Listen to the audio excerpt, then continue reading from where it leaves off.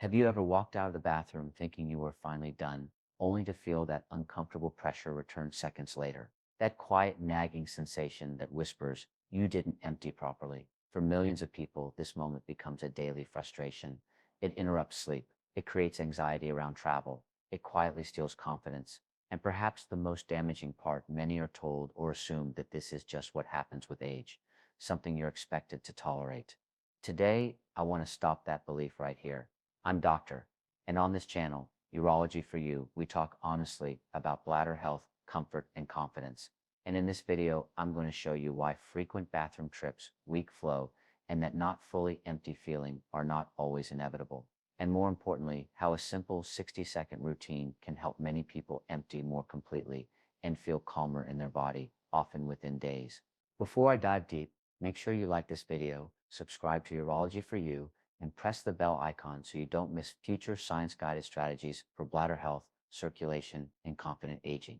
Now let's get into something that can quietly change your day-to-day comfort. When bladder emptying isn't working smoothly, people rarely describe it in medical terms. Instead, it shows up as a collection of small frustrations that feel disconnected but are usually related. You finish urinating, wash your hands, walk away, and suddenly feel like you need to go again.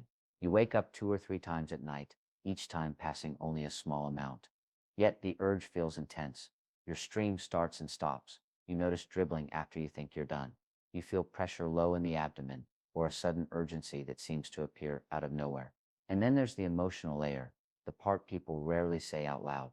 You start planning your day around bathrooms. You avoid long drives or flights. You choose aisle seats automatically. You skip walks, social gatherings, or events because you don't trust your bladder. Over time, this creates a quiet sense of limitation, and that matters. One of the most persistent myths in bladder health is this: if I'm not emptying well, I need to push harder. In reality, straining is often the reason the problem continues. Yes, the bladder is a muscular organ, but emptying urine is not just about strength. It's about coordination, a precise conversation between the brain, the bladder muscle, the pelvic floor, and the urinary sphincter.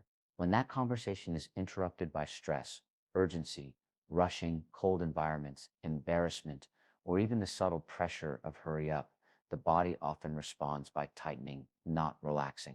That tightening can be so subtle you don't consciously feel it, but it's enough to partially narrow the outflow, similar to trying to pour water through a hose that's being lightly pinched. Urine still comes out, just not efficiently. The result, residual urine remains behind, triggering ongoing urgency signals. In men, urine passes through the prostate region. As years go by, even mild changes in that area can increase resistance. The bladder compensates by working harder and becoming more sensitive. Over time, urgency and incomplete emptying can develop, not because the bladder is weak, but because it's constantly working against resistance. In women, the most common contributors are pelvic floor tension, posture habits, constipation, childbirth history, chronic stress, and hormonal changes later in life. These factors can alter how the bladder sits and empties, even when there is no obvious disease. Different anatomy, same experience. The bladder doesn't always get the relaxed, open pathway it needs to fully finish its job. The single most important shift. Here's the perspective change that often brings relief. Your goal is not to force the bladder to empty. Your goal is to create the conditions that allow it to finish naturally.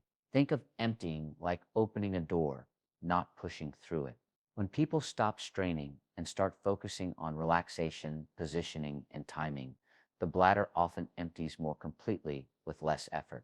That's exactly what the 60-second routine is designed to do.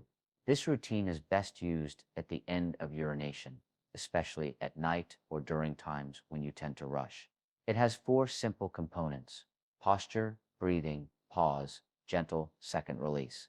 It doesn't require equipment, medication, or force, only awareness. Step 1, posture. Set the body up for success. If you're a man, I strongly encourage you to try sitting for this routine for at least 1 week. Sitting reduces unnecessary abdominal bracing and allows the pelvic floor to relax more fully. Many men are surprised by how much better emptying becomes. For women, sitting is already standard, but how you sit matters. Place your feet flat on the floor. If your feet don't rest comfortably, use a small stool or a stable object. Your knees should be slightly higher than your hips. not dramatically, just enough to allow the pelvic floor to soften. Now lean slightly forward as if resting your elbows on your thighs. This is not a deep hunch, just a gentle forward angle. This alignment often improves urine flow without effort by optimizing the position of the bladder outlet. Step 2, breathing. Signal safety to the nervous system. Take a slow breath in through your nose and let your abdomen expand gently. Then exhale longer than you inhaled, as if you're softly cooling hot soup. As you exhale, consciously relax your shoulders and unclench your jaw. This is not a relaxation cliche. The jaw and pelvic floor are neurologically linked. When the jaw is tight, pelvic tension often follows. Repeat this once more. Easy inhale, long, slow exhale, jaw soft, shoulders heavy. This tells your nervous system it's safe to let go. Step 3, the pause. The most important part. When the urine stream naturally stops, do not stand up immediately. This is where most people unintentionally sabotage emptying. The bladder does not work like a faucet. It works in waves. When the first contraction ends, a short pause allows the bladder muscle to reset and generate a second, smaller contraction. Stay seated. Maintain your gentle forward lean. Continue breathing normally. Now count slowly to 10 in your head. No pushing, no straining, just waiting. Step 4, the second gentle release. After the 10-second pause, make a very small movement. Gently rock your pelvis forward and back once or twice. Subtle, almost unnoticeable. Then lean forward just a touch more and exhale slowly again. Many people notice a second brief stream begin on its own. This second wave is often the difference between "I'm done" and "I'll be back here in 5 minutes." When it finishes, pause for another couple of seconds, then stand up calmly. That's the entire 60-second routine. The bladder contracts automatically when the brain gives permission and the outlet relaxes. If the outlet remains tense even slightly, the bladder either has to work harder or it stops early, leaving urine behind. This routine works because forward leaning aligns the bladder, neck, and urethra. Foot support reduces pelvic floor gripping. Long exhalation lowers fight or flight tone. The pause allows a second bladder contraction. Gentle pelvic movement releases urine trapped in small pockets. You're not forcing anything, you're allowing completion. More complete emptying leads to fewer repeat trips, especially in the evening. When residual urine is left behind, the bladder fills faster and urgency signals fire earlier. Emptying more fully resets that cycle. Better emptying before bed often improves sleep quality. Not because you drink less, but because the bladder stops sending false alarms during light sleep. Straining decreases, pelvic tension softens, and urgency becomes less dramatic. Over time, confidence returns, and confidence changes behavior, posture, and quality of life. And this is where things start to shift in a meaningful way. And once you understand that emptying is a coordinated skill, not a strength contest, it becomes easier to see why certain everyday habits quietly sabotage bladder function even when everything else looks normal. Let's talk about those hidden obstacles, because removing them often amplifies the benefits of the 60-second routine dramatically. Hidden obstacle 1, constipation and sluggish bowel patterns. The bladder and the lower bowel share physical space and nerve pathways. When the bowel is chronically full, even mildly, it can press against the bladder and alter how the bladder neck opens during urination. Many people with incomplete emptying also report bloating, hard stools, straining during bowel movements, going less frequently than feels natural. Even if this doesn't feel severe, it matters.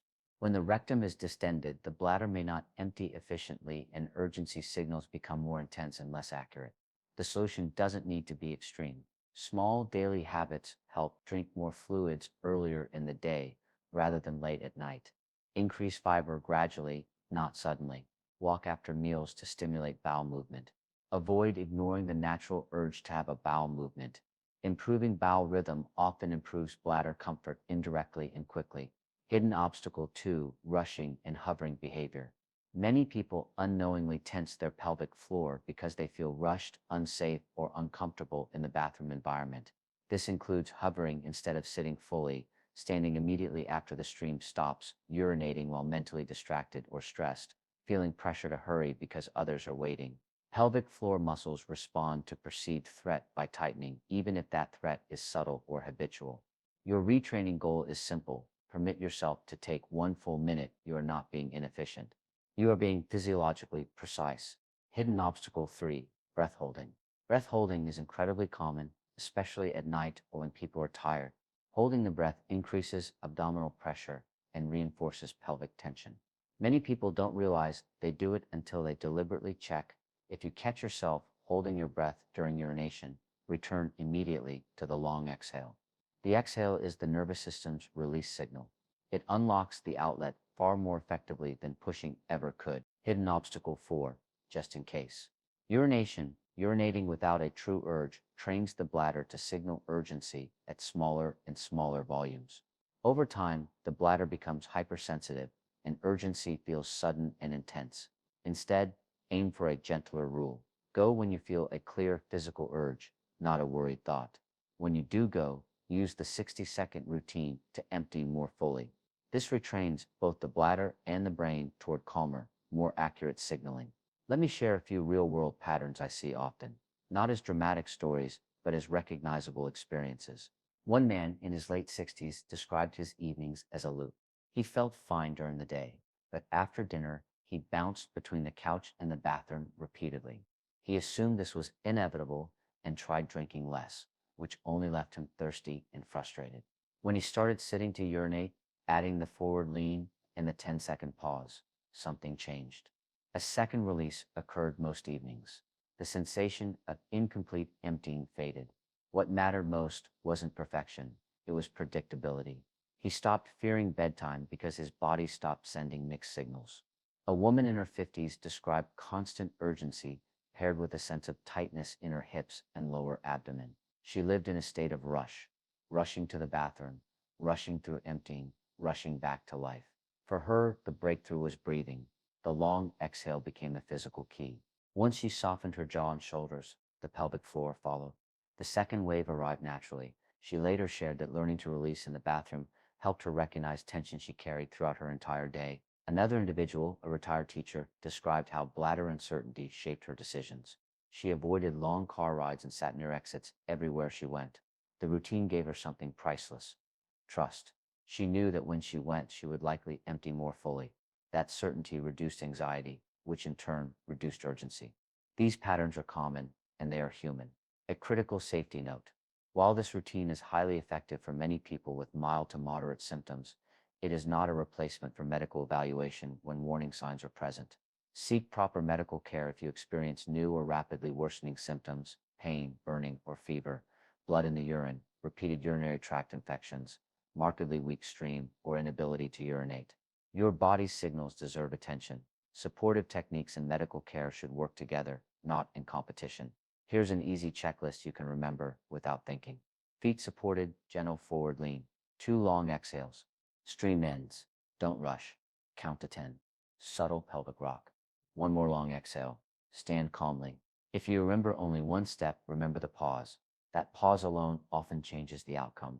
For many people, bladder symptoms are not isolated events. They reflect a nervous system that lives in a state of tension. Once a day outside the bathroom, practice this.